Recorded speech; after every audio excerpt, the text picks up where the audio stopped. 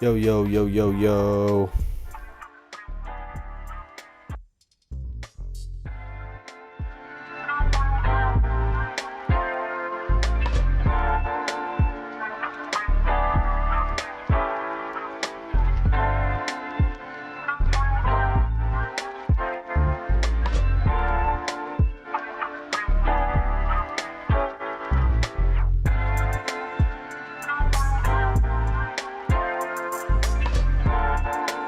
What's up? How we doing, everybody? We're just in here chilling.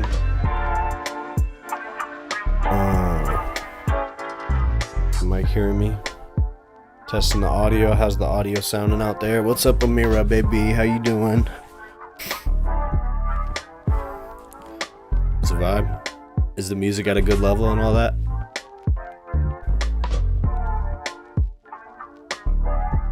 Me and Amira were just talking about the book I'm reading right now. It's called Lovecraft Country.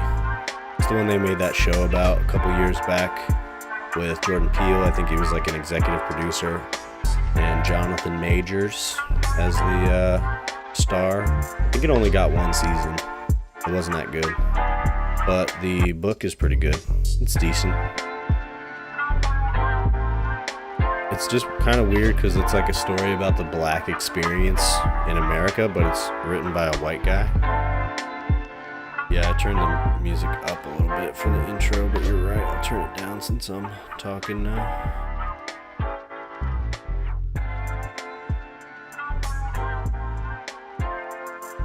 This will be nice though, it's like a long playlist of these beats, which is cool. It's good for me to have that, because now I can just keep adding to it, instead of having to like search for beats manually when I'm putting them in the live stream. They're probably going to be at like varying levels though, unfortunately.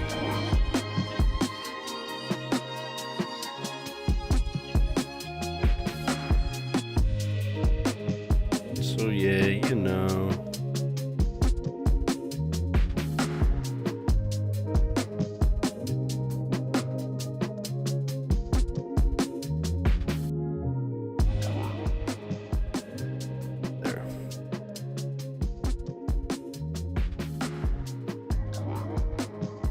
I don't really have anything in particular in mind to talk about.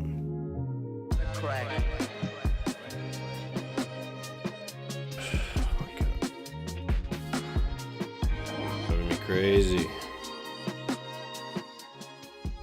I want it to be audible. It's probably just this one's a little bit loud in general. Is that better? I don't know why on Restream it's like frozen. YouTube it looks like I'm doing good though. But yeah, I don't really have anything in particular in mind. I guess I just want to talk about my reading journey. Yeah, I've read a lot this year. I guess I could say I want to read more next year, but like I don't know, I feel like I'm at a decent rate. I read like 11 or 12 books. I counted 11, but I feel like there's 12. Maybe it's just because I want to believe that I read a book a month. But like it's pretty close to that anyway, so. I've thought about reading on stream. You think that would be a good move? I probably won't do it for this one. It might be a little too distracting, but it might be an idea. It's an idea in there. I've thought about reading some like radical literature on stream, you know what I mean? Like some lefty shit that the average person wouldn't find the time to read. That'd be pretty cool. Be a nice little way to do some content, some nice beats in the background, you know? Log those books. Yeah, I'll probably log them on Goodreads. I downloaded that app a while ago for that particular reason. But then I feel embarrassed. I feel embarrassed to put a review up there because I'm like, that's what I'm tempted to do, you know? I want to review books. But you put your reviews out there and then someone's like, you're dumb. You're an idiot. What's up, Luntha? We miss you too. Look at this guy with the stupid opinion on this book. Let's kill him. That's what they would be like if I posted my opinion about the books I read on the internet. I've thought about making more videos about it though, like reviews of books and shit. That is something I would like to do more of on my channel, but in the past, my stuff about TV shows has not gotten much love. I could do it for a journal. And also, I should just post reviews, even if they're just like little things. It would be a good way to log it. Journal. I guess so. I just think of everything else I do as journaling. But I guess it's not really journaling if you put it out.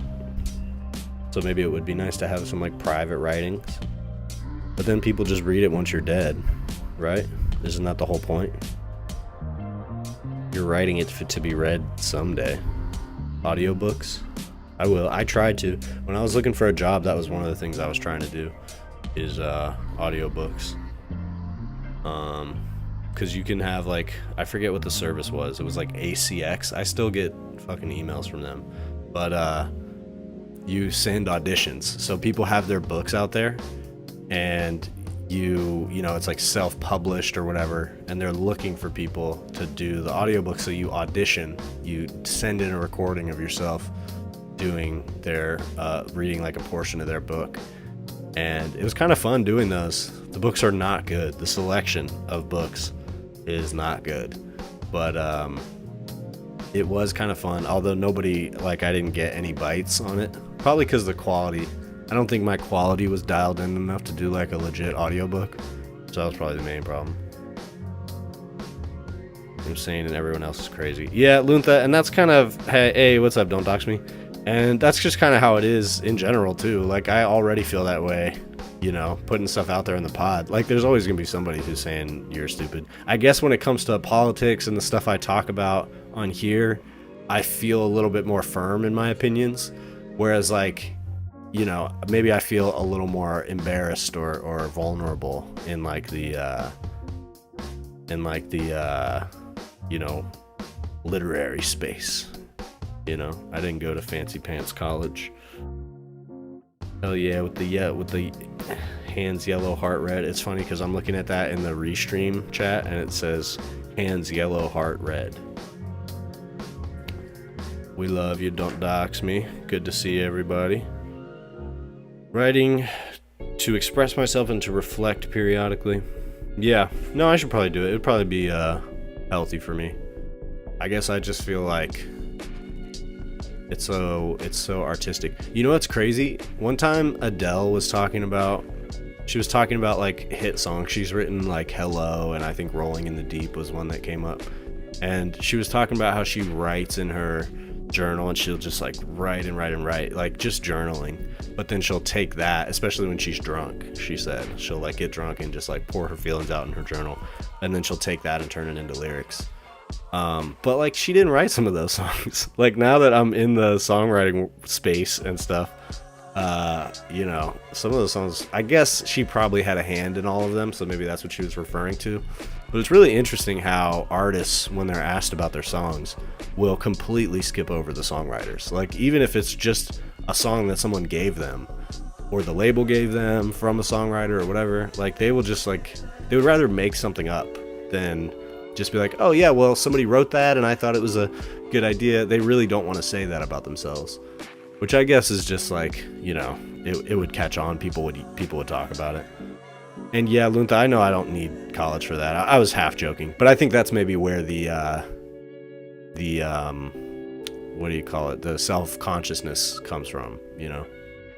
For some reason, I'm a little bit more confident in my like political opinions and stuff, just because I've been paying attention to it for a long time. But with reading, I've been reading my whole life, but not consistently. I've only been reading this consistently for like the last year, and then sporadically. I've read some great books though. There's a Selena Gomez song where they took her journal entries and made a song based on it. I bet songwriters do that a lot, actually. But then why wouldn't you just say that? Why wouldn't you say, I wrote this in my journal? And, you know, then I worked with this amazing songwriter who took some of it and helped me shape it into a song. It's probably because they have people like PR people behind the scenes that tell them, not to say that, you know, maybe they have found that to be something that like audiences don't take well to over the years or whatever. I want you to have a journal because you're always writing on random notepad. You need Eb's journal. Yeah, that's a vibe though. I love having just random ass like notepads that are all fucked up and have crazy drawings in them. Like that's what it would be like if I had a journal. I feel like it would be exactly like what my notepads already are. But it would be nice to have a like way to talk more just about literal things, like my literal day or my feelings at the moment. But someone's gonna discover it, bro, and expose me, even after I'm gone. They're gonna be like, this dude was writing in his journal about a chicken sandwich on October 37th, 2025. And I'll be like, fuck, that's irrefutable proof of what I was doing on October 37th. I went to college to learn how to manipulate DNA. Did you really? Did you finish college for that, Lunta? I didn't know that you were into that. Manipulate DNA, huh? Journal is supposed to be where the notepads are. It's just so you can keep track of it. You don't have to treat it like a diary. I don't mean diary. But what would be the difference between a journal and a diary? You're saying that I should have a journal for the writing I already do. Yeah, fuck AI songs. Everybody hates that shit.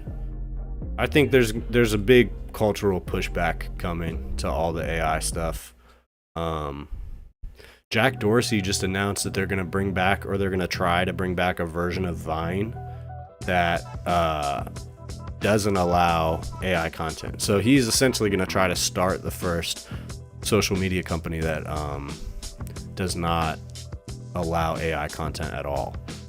And I don't know, we'll see what the marketplace wants. I mean, a lot of people are probably just going to stay on the main apps, but I think that idea of like something that a place you can go where you don't have to worry about being exposed to AI bullshit, I think is great. I hope that catches on, and I hope that most people gravitate to something like that. I hope sooner than later we can start to see like some consumer pushback on the AI shit, where it's like, people don't like this.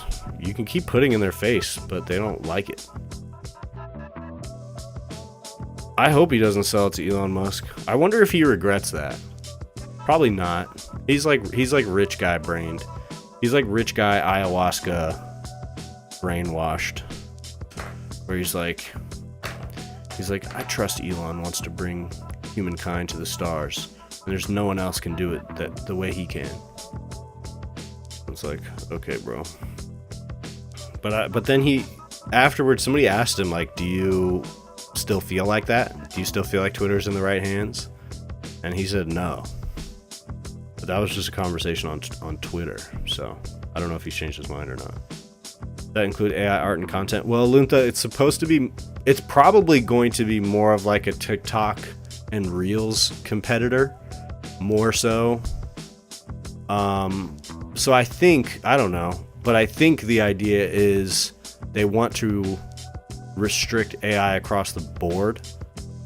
So I don't know if that means like any AI element in it, you know, you report it and it gets taken off the platform, or maybe they would allow certain, like, you know, a background song. But I think it's more about they want to create a version of TikTok that, you know, or basically Vine, which was the original of all that stuff, that isn't AI generated videos. So that's probably going to be more so their concern, is like, are you just generating videos and uploading them? Whereas, you know, there probably will be a decent amount of gray area, you know, where people are like using it for various things. But I think in general the concept is just to cut down on the slop. Yeah, I don't trust Jack at all.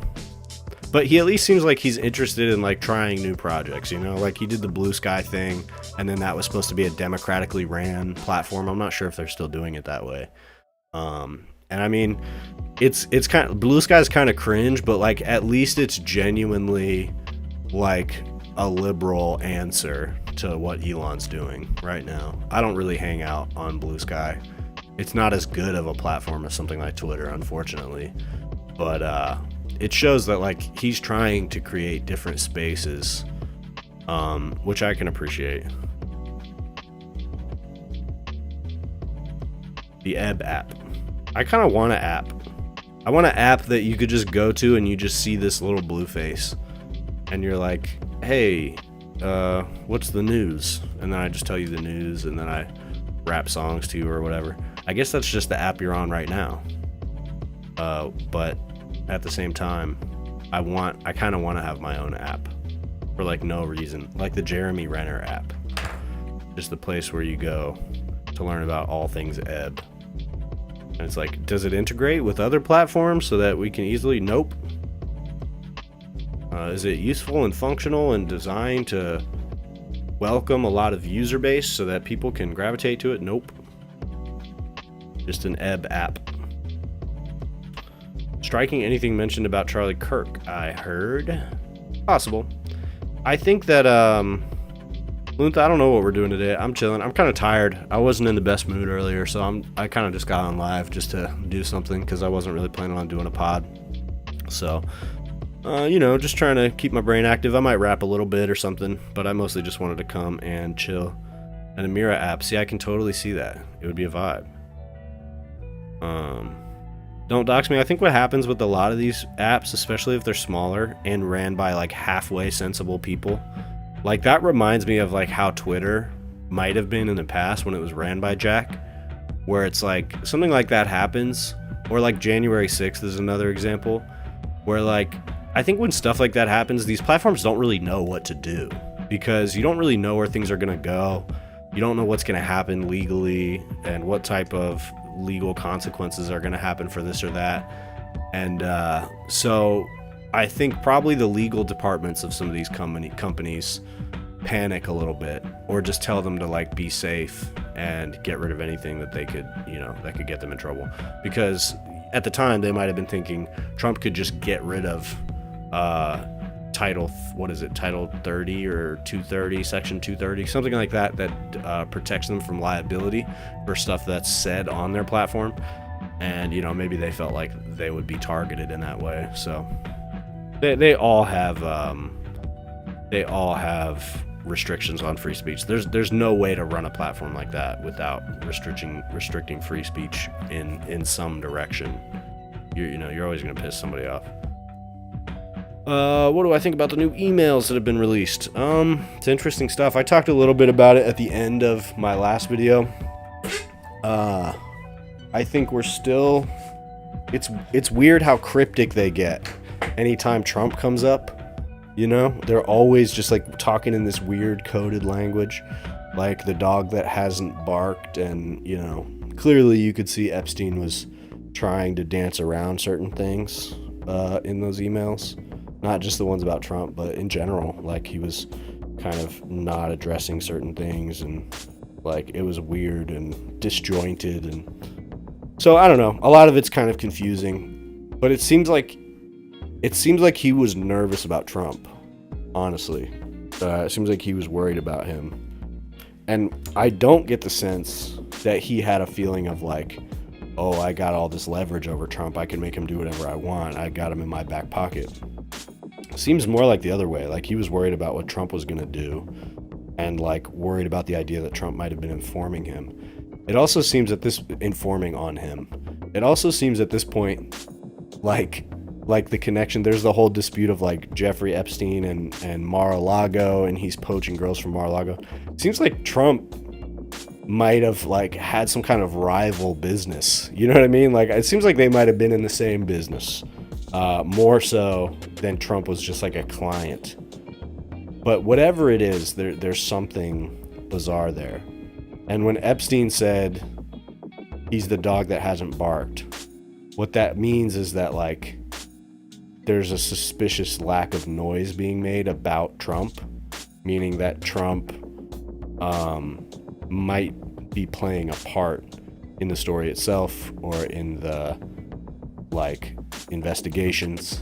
You know what I mean? It seems like that's what Epstein was implying about him. If Wolf hadn't pressured him, he may still be alive. What do you mean by that? In what way? If Wolf hadn't pressured him, in what way? Because I saw some of the stuff about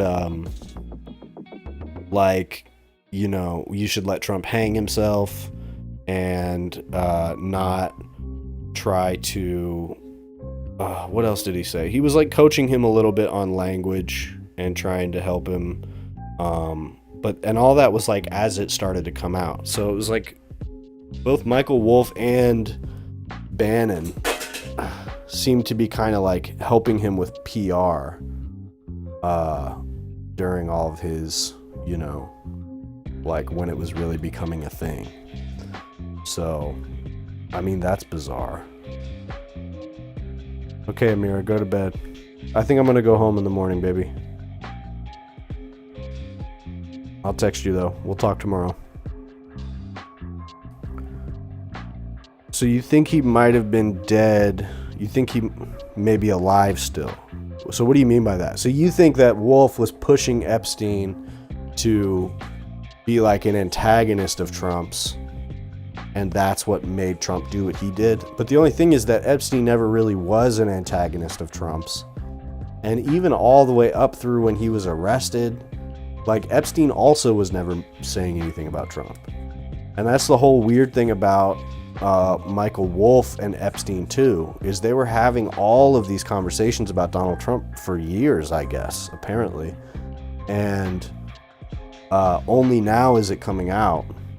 And also it's like, who the fuck is this Michael Wolff guy? Because at the time he was having those conversations with Jeffrey Epstein, he was also writing his like best-selling books about the Trump administration. He had internal access to the Trump administration too at the same time. I think that first book he wrote about Trump's administration probably was a little earlier than some of the stuff we saw with Epstein, where it's like some of those conversations were like 2017, 2018, 2019. And I think, yeah, 2017 would have been when Michael Wolff was in Trump's White House, because there was a point where they thought he was like, he was an ally. And so he had all this access. He was doing interviews with Trump and all these White House officials.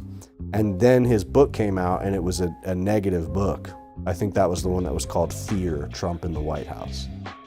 And all that was like at the same time that he was talking with Epstein about Trump. Epstein had all this information about Trump. None of that ever made it into a book. Why is that? He wrote like 2 or 3 books during all this time. So how the fuck does he have all of these connections? Why did they trust him? Why was he having Jeffrey Epstein as this like major source of his, and never put any of that out until now, until a second Trump administration? All this shit, why didn't this come out, you know, after the first Trump administration? Wouldn't that have been a good time to monetize it?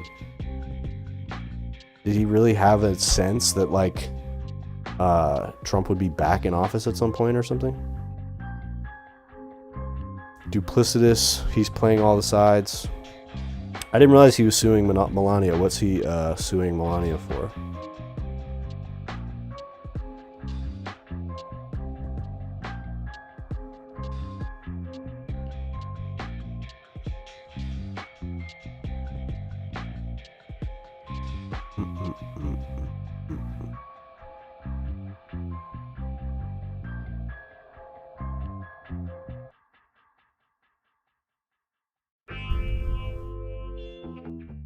So yeah, I think overall, I don't know that we've learned that much. What we keep getting from these Epstein releases is like very cryptic. It's like we're getting breadcrumbs. It's like this is the shit that QAnon was talking about, or like thought they were talking about.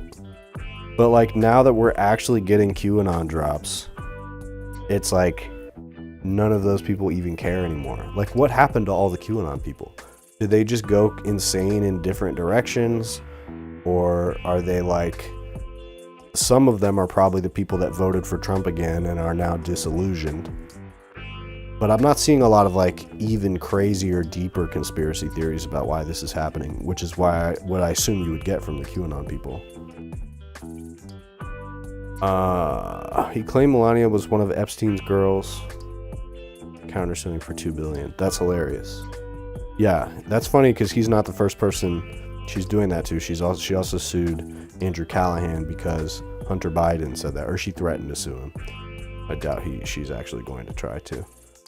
That's interesting. She's threatened these major lawsuits. It's probably true.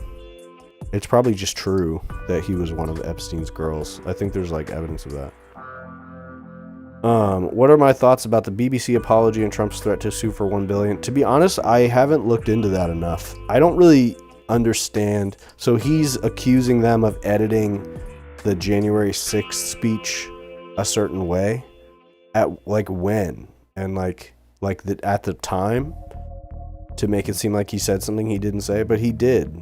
And like at no point did I see anybody implying that he said anything he didn't say. It was all innuendo.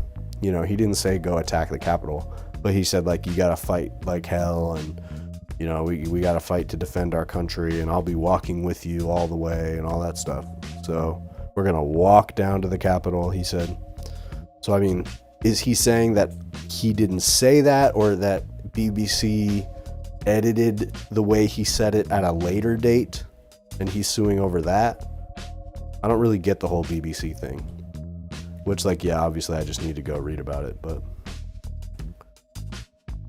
brought in by a French modeling guy. I mean, it makes complete sense. It's also possible that it wasn't Epstein, but it was like somebody else like that. That's what also is the impression I'm getting from the Epstein emails and stuff, is like, it seems like a lot of, it's this like network of these guys who do this shit with like modeling and the young girls, and Epstein sending messages to different like government and international officials about you know, send me pictures of the children you're with, or something like that. And you know, that's just, it just seems like a web of a lot of these people who are doing this kind of like very thinly veiled trafficking. So it seems to me that Trump might be just one of the people who was doing that, you know? And so it might be less that Melania was one of Epstein's girls. It may be that isn't true, and that's why she's suing, but it's close to true. You know what I mean? Like, that is in fact how she met Trump. It just wasn't through Epstein. Or she might just be one of Epstein's guys. Who's gonna sue me, Trump or Epstein? I don't think Epstein's gonna have a lot of luck suing me. Or Michael Wolff's gonna sue me. That would be pretty funny. I feel like I could get some clout tokens off of that if that happened. Hold on a second, guys. I gotta put this down for a minute. I'll be back.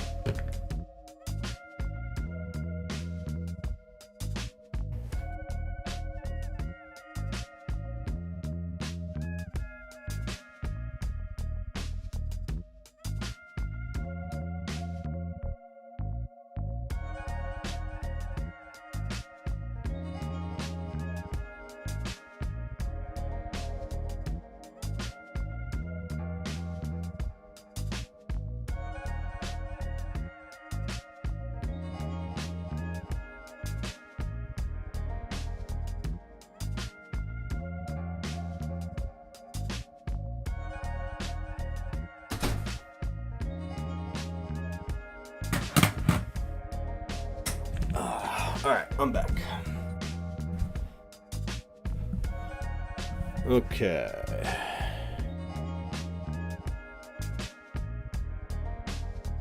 Misrepresenting what he said. So, but at what point are they misrepresenting what he said recently? Or he's saying that in the immediate aftermath of January 6th, they edited what he said in a way that was more likely to get him in trouble, or to make it seem like he incited this or that? Would make more sense that they're talking about recently, right?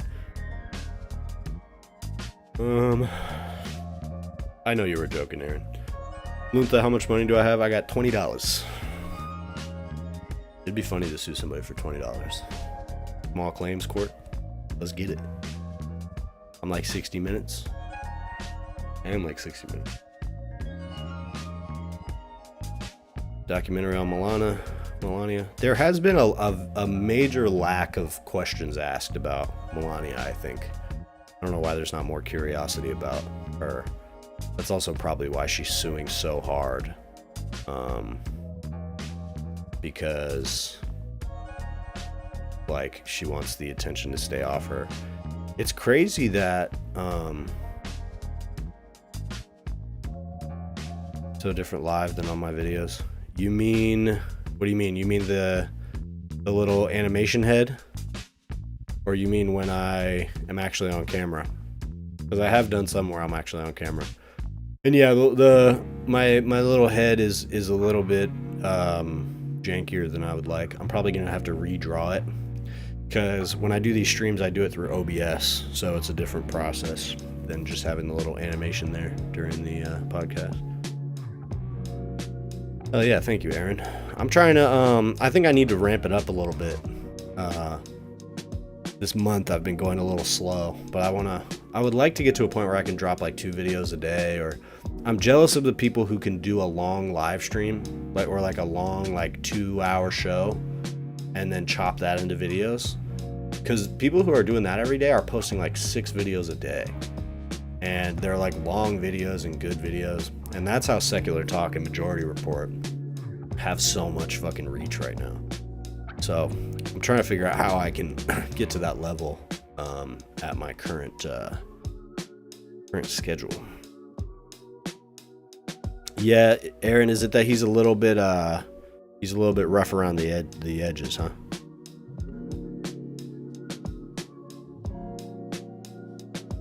It's funny that it looks different on live in a way that's jarring, though. That's interesting. Claims so it was a documentary. Okay. So how recent was that documentary? I guess at this point, I should just look it up. But takes him 10 hours a day. Interesting, Aaron. Yeah, the Riyadh comment, I did get a major bump off of that. So that's I need to find the next thing, you know. Part of what helps with this stuff is like finding the stuff that people are interested to hear about, but isn't like super hack, you know what I mean? Like something I can actually have an interesting take on. Maybe not everybody else in the world is covering it. That's the stuff that tends to do well. I would like to do more creative coverage. I'd like to be able to just be like, here's a strike happening in, you know, Yemen. Here's some labor action that's happening in Italy about the genocide in Gaza. Like, those are really the stories I would like to talk about. And I want to figure out how to, like, you know, transition to doing content like that people are really engaging with. Because people like the stuff about popular figures, you know, Joe Rogan, Tony Hinchcliffe, oh my gosh. And I like talking about that stuff because it's relevant and it's always fun to make fun of those guys or whatever. But I would like to do stuff that's just is a little more broad in its scope. Secular Talk versus Maturity Report to watch forever. It's genuinely a good question. Type videos from a couple leftists. That's cool. Do you remember who you were watching that led you to me, Kieran? That's dope, though, that's like the part of the algorithm that I've been able to tap into, because that's exactly what I'm going for. And that's the utility of talking about other people, whether it be Ben Shapiro or Joe Rogan, is like you can reach some of those people that are in that audience, you know what I mean? And people like Majority Report did that with me. You know, I remember like I was watching videos about Jordan Peterson and stuff like that. I was never a huge fan of him, but I probably wasn't seeing enough about the critical angle. This was pretty early on too. And so seeing like videos of Michael Brooks and Sam Cedar pairing into Jordan Peterson, I believe that was when I got into that content. Luntha, to answer your question, if I had to pick one, I guess I would go with Majority Report, because it's a little bit more dynamic.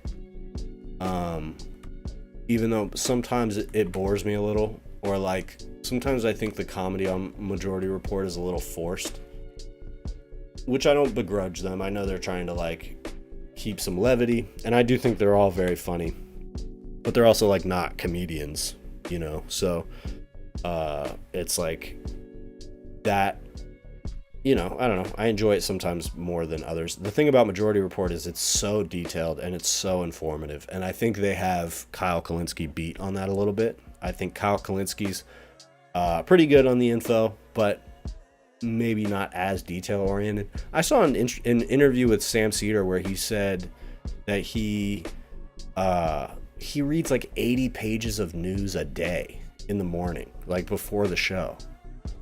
And he just like dropped that casually on some friend of his on Substack that they did like a video interview.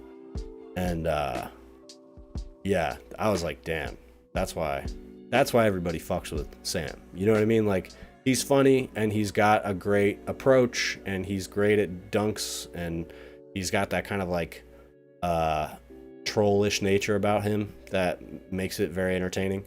But he's also just so well informed. He just makes a point to really inform himself well. And that's why nobody can fuck with him and why people are genuinely chicken out of debating with him, because he just like he knows his shit. People know that he prepares, and that is pretty rare.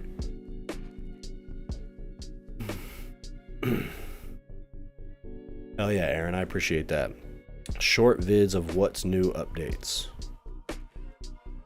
Short vids of what's new. That's how you found me, Don't Docs? I wonder what it was. I was trolling online preachers when I came across your live stream. That's funny, Luntha. I didn't know that you found me from the live streams. I guess I kind of assumed that you were a podcast viewer. It was called American something. Logo is Ben Franklin with shades on it. Oh, is that American Redact? No. Something like that. Yeah, that's what I'm saying, Aaron. Like, what is he reading? What is bro cooking, bro? And like, how do you read 80 pages of news a day, dude? That's crazy. But then I'm jealous of that, because that's one of the hardest things about commenting, is that like there's always two sides. There's multiple narratives to anything that you would want to cover. And so doing responsible coverage is like about taking in as much of it as you can and then trying to find the real thread, or like pick, you know, which of these narratives is the most honest one. And you know, that's hard to do. You do have to take in a lot of news in order to do that properly. It's the hardest part about doing this.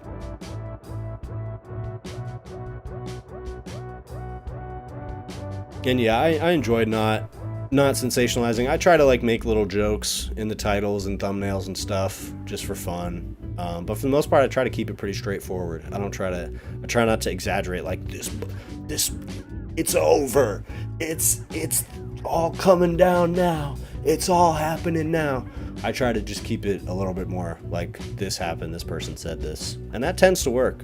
But I guess I want to be able to like, on a random day, just like, I'm going to talk about the show, you know, pluribus. Or today I'm going to talk about Nepal and the new government in Nepal. And I want to be a channel that people trust enough on that type of content that they'll show up for it, so it'll do well. Because I see other channels that cover that type of stuff. And it's really just that they've built up some credibility with that audience over the years. So I guess I just need to do as much of that as possible. What's new in new segment?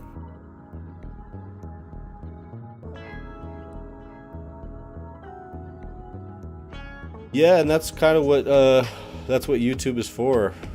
But then I think there's this like trap that you can get caught in when you're doing what I do, where like a lot of my commentary is like bouncing off of other commentary. So if all I'm ever doing is taking in what other YouTubers are saying or what comedians are saying, then at a certain point it just becomes like slopified. So I have to make sure that like any subject I'm talking about, I take some time to actually brush up on it. And that's why I put a lot of sources in the videos. Like, I want you guys to know that what I'm talking about is connected to something that's real. I might get it right or wrong or whatever, but like, I do try to keep it as grounded as possible, because that makes the content a lot more valuable, being able to cite sources and put actual information in there that doesn't just come from me. Keith Edwards. I don't know him. I don't know him. I was thinking more of like Mockler, what's his name? Pac-Man does it a lot. And what's driving me crazy right now, and Kyle does it too, Secular Talk does it a little as well, when they're like, Trump can't recover from this, he's falling apart, it's all unraveling, and it's like, that's the stuff I don't like, because it's not accurate. Like, it's one thing to take something that is happening and try to put it in a way that makes it interesting to people, but just saying, well, we have to push the narrative that makes Trump look weak. So everything that happens, we're gonna push it through that lens. To me, that's where I'm like, I see why you're doing that, but I can't see myself doing that. I would rather reflect something accurately, even if it is a reflection of things going in the wrong direction than I want them to go to. But I also get that when you have a huge audience, you can make a dent. So, you know, framing a certain narrative a certain way can go a long way to making that reality, I guess. But it's like, at this point, when I see a video about Trump and it's like, Trump is gonna die, Trump is never, his base is abandoning him. And I'm just like, no, it's not. Like, I know it's not. And I know that that's not even actually what your video is gonna be about. You're not gonna prove that in the course of this video. So, but I guess some people's breaking news, Trump is doing a thing, and it's over. It's over for Trump after he does this thing. Yeah, and like, we all know it's not actually over because of where we're at in all this. Like, it's not like there's impeachment proceedings. Nothing is heating up for Trump, really. You got the Epstein stuff, which is like starting to look bad. His base is starting to look at him distrustfully. Like, that's what's actually happening. So you can say that. You can make videos about that without, like, jumping 4 steps ahead. Because, I don't know, I feel like that's what the media was doing during Trump's first term. And it didn't work, you know? It killed their credibility with a lot of people. Yeah, Trump's hand, and he's had a stroke, and he's in decline, and blah, blah, blah. And it's like, I don't want to hear about none of that shit, bro. Because if something really crazy is happening, we will all be able to tell. And I'm not saying Trump hasn't had medical events. He probably has. He's old as fuck. But he has an inhuman level of energy. Like, until we really see him deteriorating, I don't want to hear it. I would have thought he would be out of the game by now, bro. You know what I mean? One term, he got trounced in 2020. Now he's cooked. You know, the fact that he's back, he's probably slowed down a lot since his first term, like behind the scenes.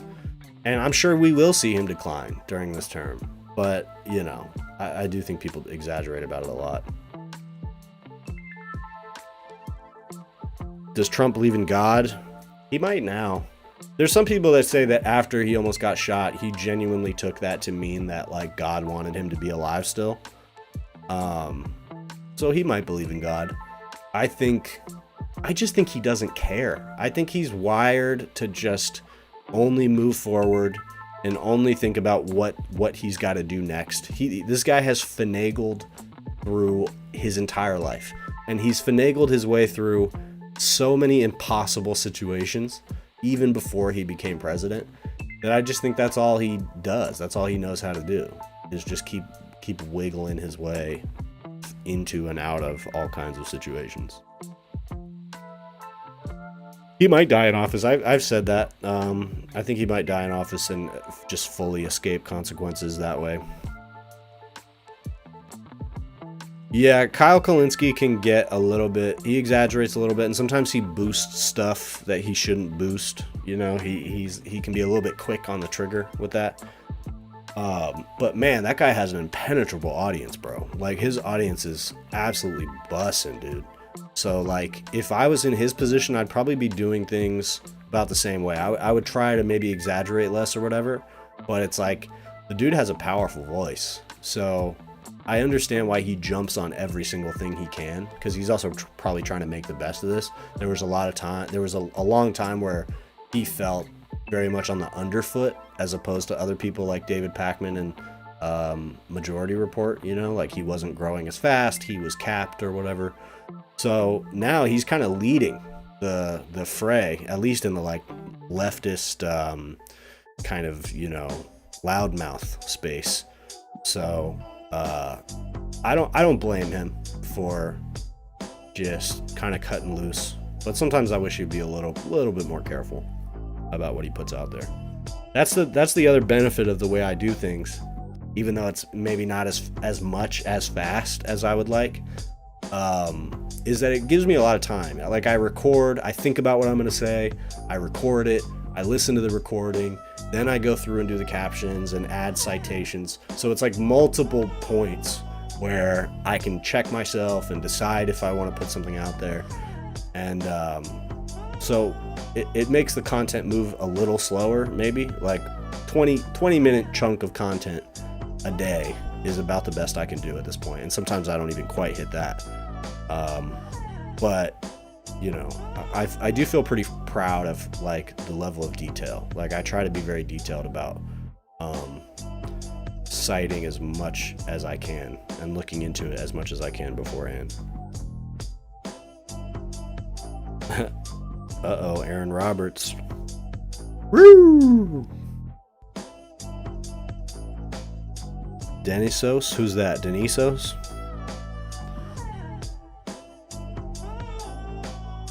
Yeah, I would say just go for the full send. Don't dox me and burn it. What do I think Trump did right? He never, ever, ever stopped. Never backed down.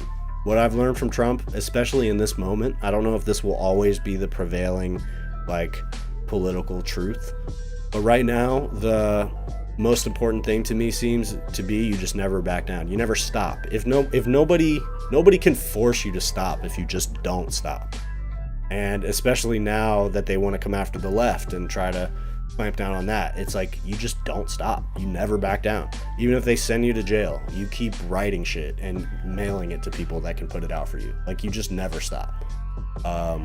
So that is something I look at Trump and I can genuinely say, like, he would not be here unless where he is now, unless he just had like an interminable sense of like, I'm not going to, I'm just never going to admit defeat. Even if I'm literally defeated, I'm not going to admit defeat. And I think because of that attitude, he has literally, like, he's changed the way law works. He's changed how much power a president actually has, like made it so that the president literally has immunity just because he has that approach of like relentlessness. So there's something to be learned from that for sure. Yeah, that is crazy that he's like actually, and that's the other thing that Trump has done is he tends to just kind of say things until they're true. Like he's the definition of fake it till you make it. And even with the billionaire thing, I think he like had that amount in net worth at some point, but then when he ran for president, that cooked all that. He definitely wasn't a billionaire after that. But now he's like back at that point. He just scammed his way all the way back to the top. I guess pretty much everybody in the Democratic Party is saying that. There are some voices that are like, no, well, hold on, wait, guys, we gotta stick up for Schumer. But like, as a commentator, you probably can't really get away with that. Brian Tyler Cohen came out trying to be soft on Chuck Schumer at that moment. He probably would have got absolutely swamped by his audience, especially because of the dark money thing. So that may be most of it. But still, I mean, there is something to that. If even the corporate hacks in the conversation are saying that Chuck Schumer needs to step down, then I mean, I guess that's a good thing.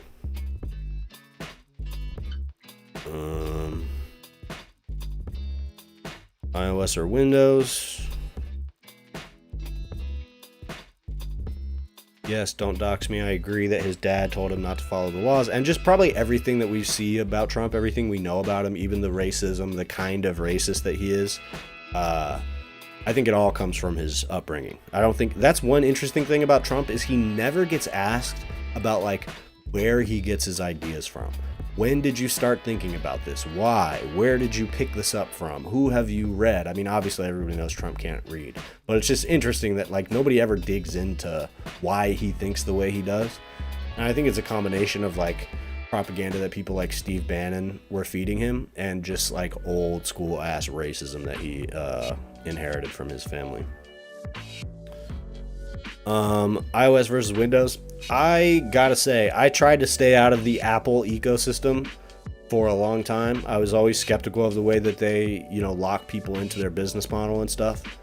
And I still don't like it. But all I can say is that when I switched to iPhone and using a Mac laptop, my output, like, exponentially changed. Like, I've made thousands of videos, in the couple years that I've been using an iPhone.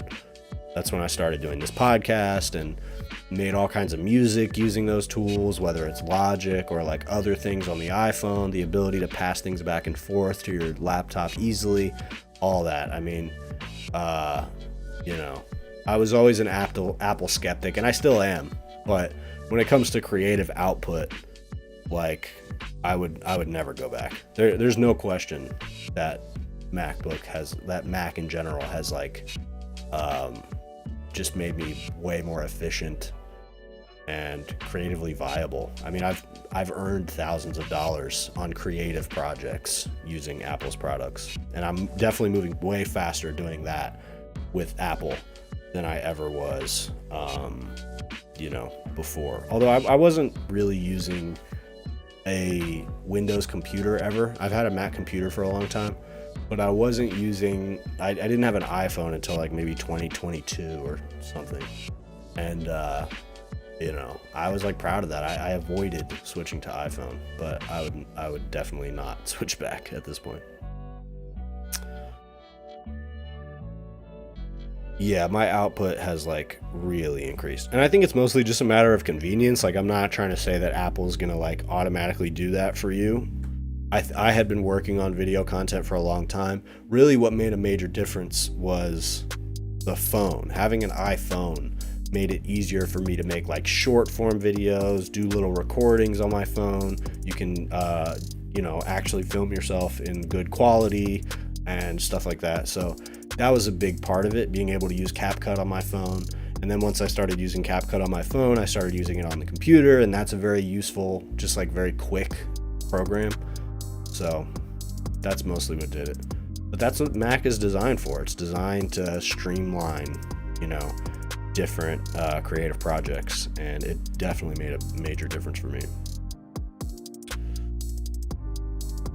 Yeah, that sucks. Don't dox me. But you know what? If we can have better candidates, it'll be easier to convince people, because that's what Zohran Mamdani did. Is he got people out to vote that don't usually vote. And same with Donald Trump, frankly. You know what I mean? Donald Trump appeals to people in a way that says to them, I know why you usually don't vote, and you should take a chance on me. And that with a candidate who has a real plan and real policy is, I don't know, I think it's a winning formula. And I'm pretty encouraged. I wish I had spoke about this more in the last video I did, but I'm really encouraged by what I'm seeing specifically from Lena Khan in the early stages of Mamdani's transition. Like, she apparently, they really want her to go after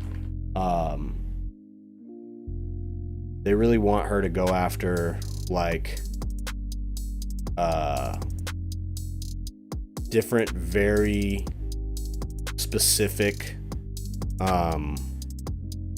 laws, like esoteric laws that can be used to, go after companies who are price gouging, essentially. And that's interesting to me because it's a very agile approach. It's not just like, I, as the mayor, am going to try to convince Kathy Hochul to do this or that, but it's like the administration is going to be using their legal power, their manpower, to try to bring prices down on a granular level. So I'm really excited to see what that looks like, because if that can work, that would be revolutionary. It would be revolutionary for people to see that you can elect a politician who's just going to come into office and immediately start utilizing the law to make life easier for you. Like that, if people can see that that's possible, it could be a real game changer for American politics. But I imagine a lot of things are going to get in the way as well.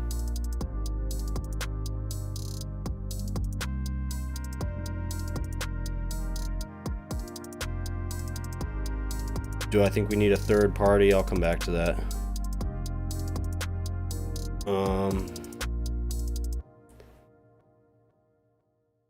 Yeah, I agree that they do it to trap consumers. I totally agree. That's why I stayed away from Apple for a long time. But I cannot deny the utility of their products. Reagan Dems are fading away. I think they've already lost, honestly. I think they're going to keep scratching and clawing, but like nobody agrees with them. Nobody does. You might have some like sort of conservative leaning people in some places, but overall, like, I think that type of shit is just going to get swept. Centrist Dems since Clinton, running as progressives. That's an interesting observation.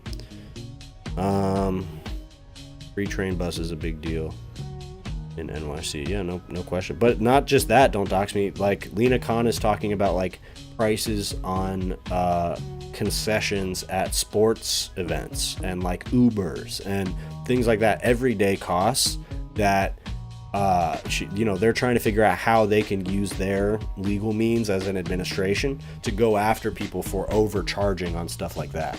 And that's what's interesting to me, because it's a very granular approach.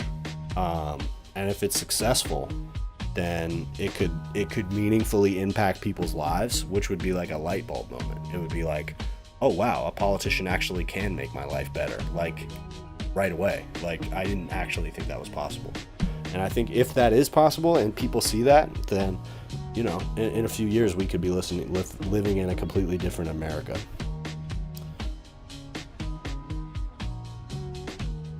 What do I think would happen if all of Africa unites under one leader, and have a unified policy? I don't know. I don't know enough about Africa to say. But I mean, any country, especially one like Africa, that did that would be incredibly powerful. I mean, the answer is Africa would probably become a global superpower. Africa should be a global superpower.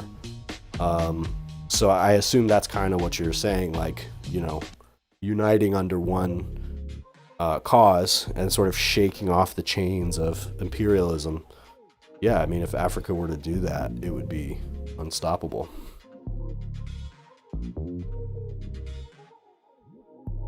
Dems were very much the party of FDR, serving the working class. And you're right, Aaron, that like most of the voter base tends to get excited about more progressive options. Democrats have forgotten that. It's crazy that Kamala Harris, she wasn't a great candidate, but all she had to do was say the right things, and she totally failed at that. If she ran to the left, I genuinely think she would have won. Obviously, that's just my bias talking, but there's something else that somebody said that I wanted to respond to.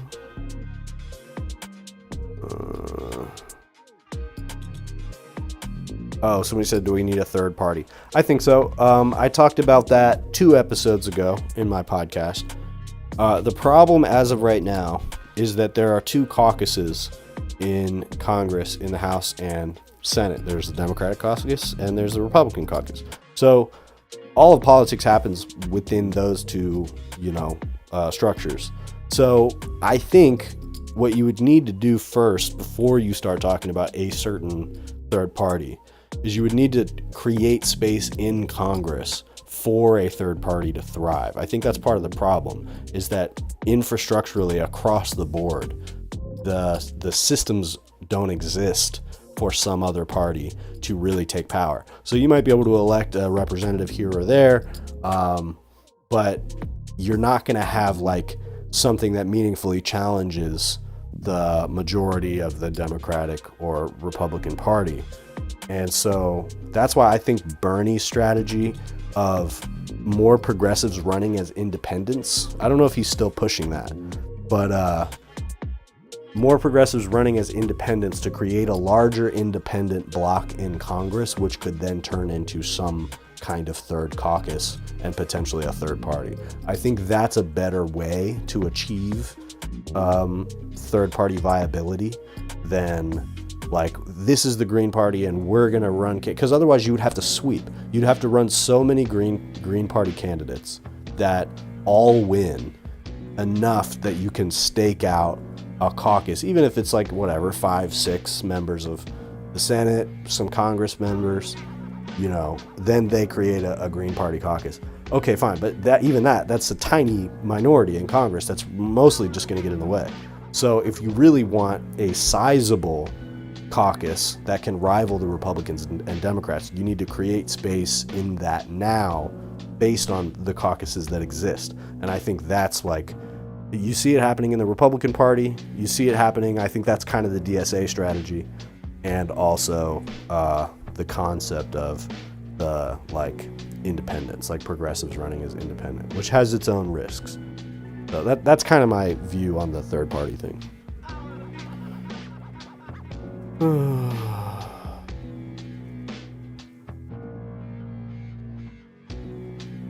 Yeah, Kamala Harris is very unlikable. She's less likable than ever. You know, my goodwill for her drained at that first DNC, at that, you know, when she gave her DNC speech. You know, that's when I knew that she fucked up, and I was hoping she was gonna pull it out, but you know, they killed all the enthusiasm. That was their moment to let the base know that they were listening, and that Kamala Harris was going to do something different, and that she was the one in control. That because she was going to say arms embargo on Israel or whatever, that was going to be the way it was, and the DNC and the Democratic Party is just going to have to go with it. If she had signaled that, people would have gone on board. She would have excited some voters, and she would have won. But yeah, so now, I mean, it's just anything that's not an alteration of the positions she took, I just don't want to hear it. What is she doing trying to rehabilitate this failed strategy? How are you coming back around saying, well, you know, oh shucks, well, better luck for us next time? But you're not changing anything. You have no difference of opinion. And what that is just her playing it safe because she doesn't want to say anything else about what she thinks until another election rolls around. So I hope she gets completely washed out. I don't want to see anything about Kamala Harris, and she probably will. She would not have ever gotten that far in a primary process because she never had. And I think she could have won, but, you know, the reason she lost is the reason she has always been a terrible candidate.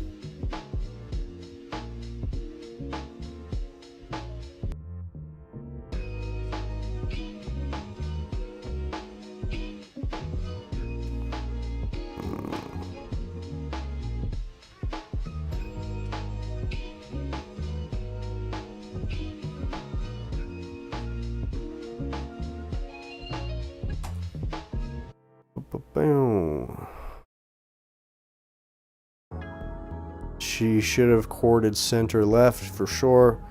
Get some cells from Obama so that we can clone him and turn us clone progressive. Okay, Luntha, so I'm starting to see what you're studying DNA and cloning and RNA, so you're altering people's DNA to make them more leftist, and you also want to be the leader of a unified Africa. I'm starting to see where you're going with this, and I'm fucking with it.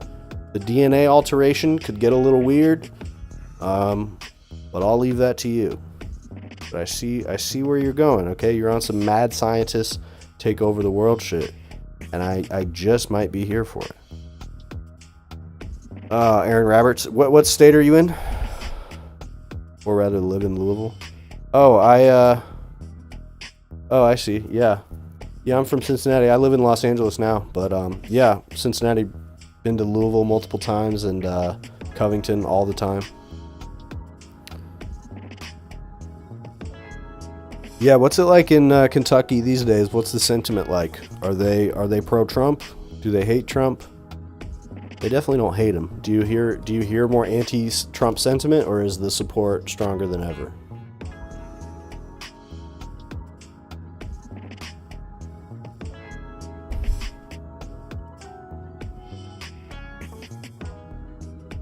Rural Trump.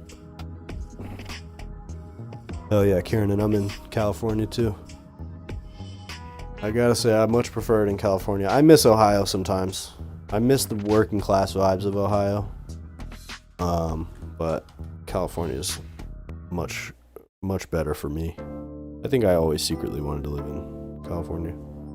City rural divide. So the cities in Kentucky are against Trump. Louisville, Lexington, Covington. So you live in Louisville. So you are around people in general who hate Trump. You lived in Riverside and San Diego. Why is that? Were you here later in your life, or like did you have some family here, like you were brought up in this area, or what? That's cool, Aaron. Well, I'm glad you're at least around. That's what it was like in Cincinnati too, where it was like I was in Ohio, but Cincinnati's pretty blue. Honestly, dude, Cincinnati was kind of more progressive than LA is in some ways, because LA is like very liberal, you know.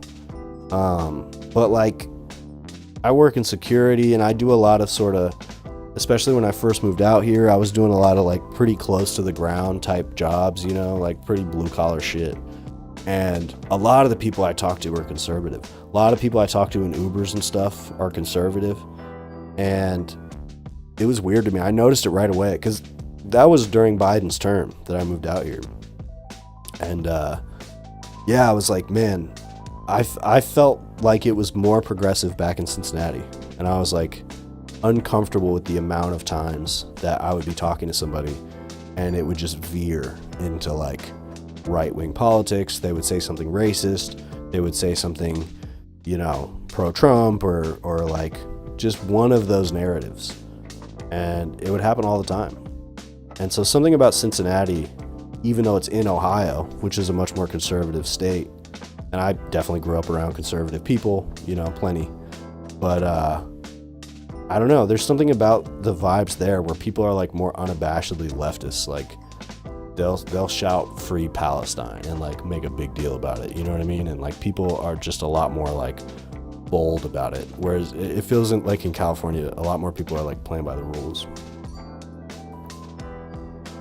Hell yeah. When was the last time you were in Cincy, Aaron? Grew up in New Jersey, then moved with your mom to your grandma's early teens, then moved to your family farm in West Kentucky. Wow, that's a pretty diverse upbringing. Where did you prefer the most? What type of, you know, life in America do you feel like speaks to you the most? Wonder if that has to do with money. Definitely has something to do with money, Carlos.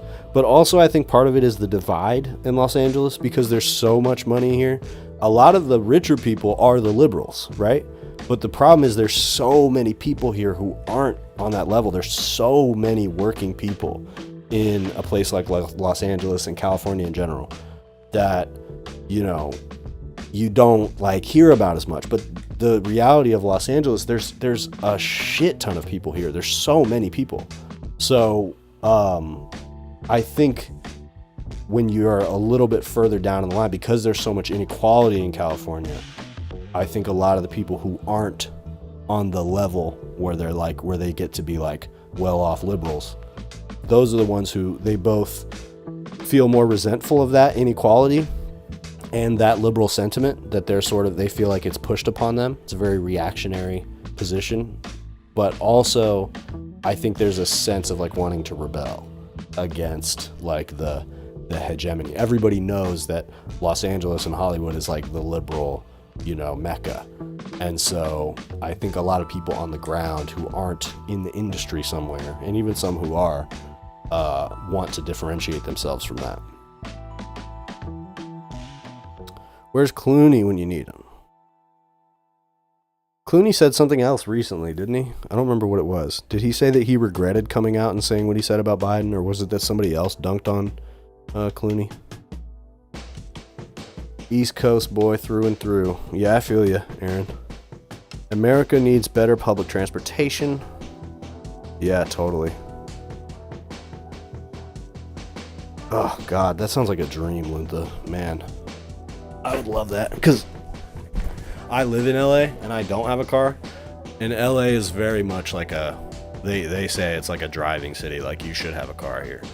And I don't. And honestly, I get along pretty well because I stay relatively like in the city. The thing about LA is very spread out. So it's like I could live in central LA and have a job in Santa Monica or vice versa. So that's why everybody's driving, because that's a long way. It sounds like it might be close or it's like the same area, but that's miles and miles and miles away.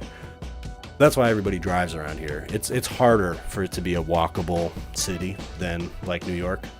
But man, having better public transportation in general in America would be like so amazing. Yeah, I literally fantasize about it. I shouldn't have to fantasize about things like that. It'll be more progressive soon. Why do you say that? Don't dox me. I work in Pittsburgh. People are openly radical. Necessity. Yeah, Carlos, it's like I miss that about Cincinnati. You know, it feels like a lot of my friends back in Cincinnati were like really, you know, just had sharper teeth about that sort of thing. They were more pissed off, and like those communities definitely exist out here in California and Los Angeles. Part of the thing is that I'm not as tapped in with those communities as I was back in Cincinnati, and I still see it. Like when I go out to protests or whatever I do, like you definitely see like there's real organizing that takes place in California and like stuff that they're not doing in Cincinnati or Louisville. So like I definitely don't want to discount the work that is done and the presence of like genuine radicals in California. I mean, like it's like a history of radicalism, you know? A lot of radicalism comes from California. But yeah, I don't know. When it comes to just like the sentiment of average people, random ass people, I felt confronted by conservatism a lot more than I understood, frankly. Maybe a little bit less now. Maybe now that the election happened and everything has gone the opposite way, I think people are starting to like reel it back a little bit. But yeah, I was struck by that immediately coming to California. I was like, man, where the libs at, bro? I want to talk to the libs, man. I'm sick of the Uber drivers telling me about fucking immigrants and black people. Like, I'm good on that, actually. I don't want to hear about that.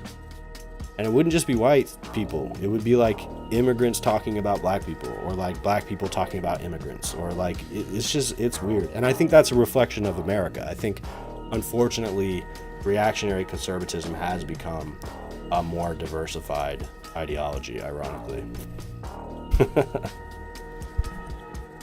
That's literally what I was saying, though. But, you know, honestly, once I got more into the songwriting community and stuff, like, you know, working with people on music and people who are a little more established and also like doing, you know, stuff in the arts or whatever, that's when I, you know, found people that were more like-minded.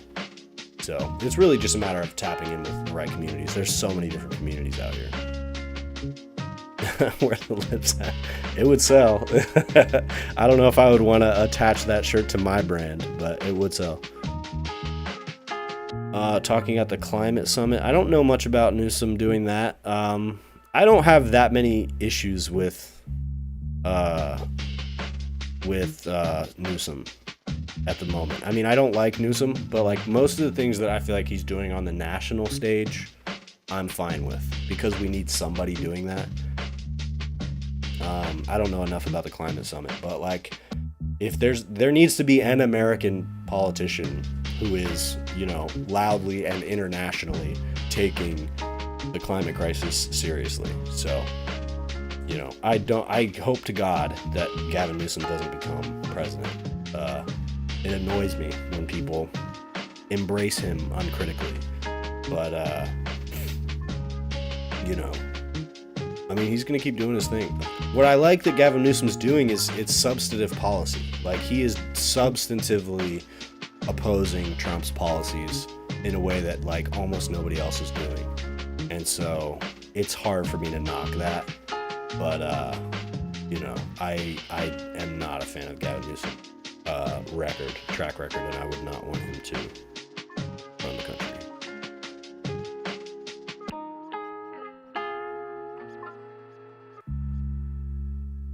Hell yeah, Kieran. Thank you so much for tapping in. You know, I come and hop on these lives when I can. Trying to do it more often. And also check out my videos if you haven't. I don't remember if you said that you have, but I drop videos like as close to every day as I can on my channel about just like, you know, mainstream politics and sort of what's going on with commentary and that sort of thing. So tap in. Yeah, Gavin Newsom definitely hates poor people, and that's why we hate him. Who's far right? Oh, Gavin Newsom's. I don't know much about his significant other. I wouldn't be surprised though. Oh wait, isn't it fucking what's her name? Guilfoyle? Kimberly Guilfoyle? Like Don Jr.'s ex or something? Yeah, what the hell is up with that? How does that happen? There are more guns in USA than people. Yeah, Luntha, I agree with you. I wish we could do something about guns. Although I have to say, my opinions on guns are changing a little bit. Because like when it comes to having real radical groups that really plan to make a difference and stake out a presence, they need to be armed, you know? And part of the reasons that the Black Panthers was a force to be reckoned with is because they were armed and they were trained and they were good at distributing resources. They distributed guns to their people, they distributed groceries to people, and you know, that's what made them like a real radical group. And I think part of the reason you see Trump cracking down on these cities the way he is because he knows people there don't have guns. And it's true that like, oh, what are you going to do? You're going to stand up against the government with Black Hawk helicopters and drones. And yeah, but that's also that's actually not what tyranny looks like at first. What tyranny looks like at first is what we're seeing in these cities. And the places that ICE and Homeland Security is not going to is places where they know people are armed, places where they know gang members and stuff like that are like willing to violently defend their territory. And you know, it just changes the calculus. It's like, yeah, you can still go after an apartment building if you know that everybody there is armed to the teeth, but you're not going to do it the way ICE has been doing. You're going to make sure that you have different resources. It just changes the game. It changes the dynamic. And so I think, unfortunately, right now, we are seeing what it looks like when a tyrannical government takes advantage of the fact that certain portions of the population are not well armed.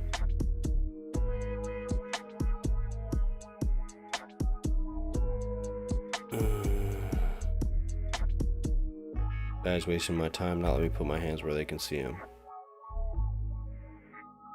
My gun control idea. Bullets should go back to least lethal. Yeah, I agree with you on that, Aaron. I kind of agree with you on that, Aaron. I don't know. I think I have to think more about the gun issue because like my thoughts on it have changed. I think we are seeing the exact example of why you would want to, you know, be well armed in a society like this.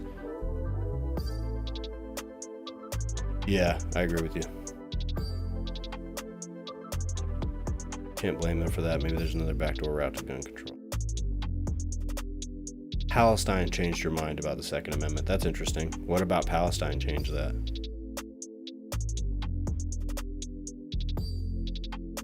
No government rep should be able to kill a citizen. I would love to live in a society where like that wasn't as much of a thing. You know what I mean? Like in France and stuff, like the idea that a cop is just gonna kill somebody is like way more beyond the pale. And like the way they treat protesters and stuff is way different. And these are protesters that are like seriously destructive. But because of that, it's like people don't really get hurt. You know what I mean? So even though things get rowdy and people are mad and they're stating their discontent with the government, they still like you know, they don't escalate the way they do in America. And everything is so militarized in America. And so at a certain point, I do feel like people have to be able to be militarized back. You know, I've never seen the utility of the Second Amendment as much as I see it now. Unfortunately, I wish I didn't feel that way.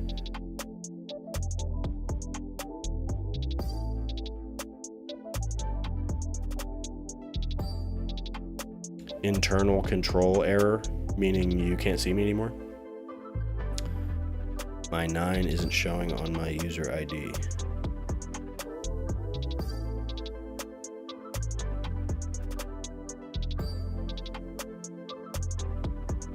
What are you talking about? Are you talking about something like gun related? Or are you talking about the stream?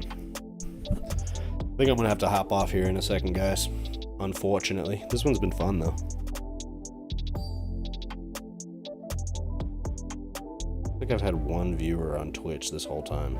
I think Twitch just pretends that you have one viewer. Cyril. Oh, so it was the stream. Military industrial complex we've created in the USA. Yes, that's true, Aaron, but also people take that for granted a little bit too. And like, it is true that, for example, like one of the reasons that a ground invasion of America will never happen, it's not the only reason, but one of the reasons is because everybody knows that America's armed. And like, especially the rural areas, that would be easier to capture, like, and more strategic. Like, that is where you're gonna run into the most resistance. So I'm not saying that that equals, you know, effectively resisting the government, or even a small portion of the government, but like, it goes a long way. I think it completely changes the dynamic of power. That's just true. You know, if somebody owns a gun, they have the capacity to go to war. And so you're not going to tread on that person as easily. I hate to use such libertarian-esque language, but I genuinely think that when they're targeting these blue cities, they're laughing about the fact that, you know, nobody has guns. These are the cities that have gun control, and they're not going after the people who have illegal guns. We would be hearing about it if that's who they were arresting, if they were collecting, you know, huge stockpiles of illegal guns. They're not. They're staying away from that. They're going after people that they know don't have guns. And I know that that's not the only way to prevent the government from going after people like that, because it doesn't always happen in, you know, most other countries. No other country has the gun problem that we have. And, you know, plenty of them don't have governments that go after people in that way. But at the same time, I know for a fact in America, the dynamic would be different if more people in these cities were better armed. At very least, you could say these federal operations that are doing it with ICE would be a lot more dangerous for them. And at the moment, I wish that was the version of America that we were living in, frankly.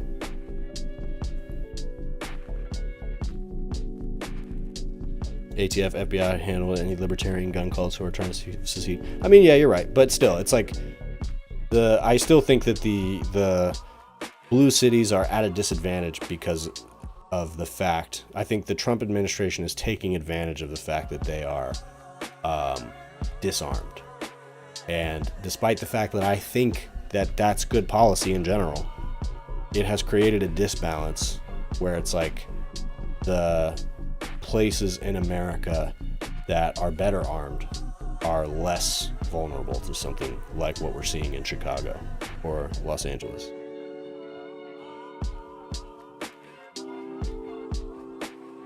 Never follow orders that Trump is telling them to. They've gone against the government orders. Well, the thing is that the military is not so much. Most of these people that are doing the ICE stuff, these are random federal agents that are being deputized through like whatever process. So they're not military at all. If those were people that had gone through the military process, they probably would be a lot less willing to agree to some of this stuff, because the military people actually have a certain standard and code of what they're supposed to agree to do. That being said, a lot of the National Guard and people that they're going to try to sick on American citizens, plenty of them are chomping at the bit and want to do it and will take those orders. But I think when it comes to the military, they're going to run into a lot more problems trying to get them to do like what ICE and DHS is doing.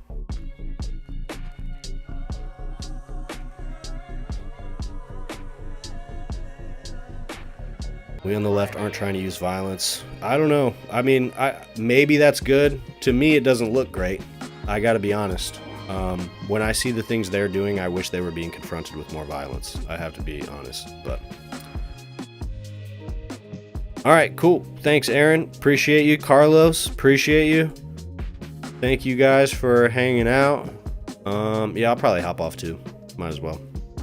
Really appreciate you guys hanging out. This was fun. I love coming on here and chatting.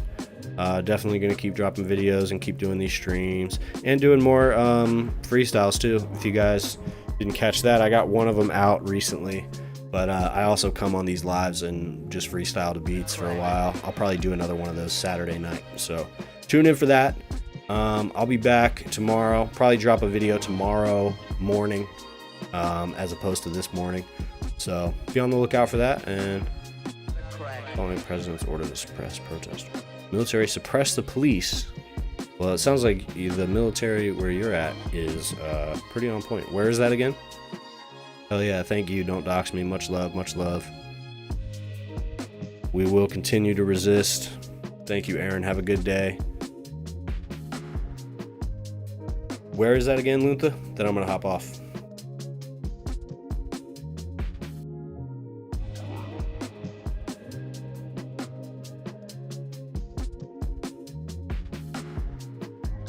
Tell me in the next Malawi. Okay, I'm going to have to do some research there.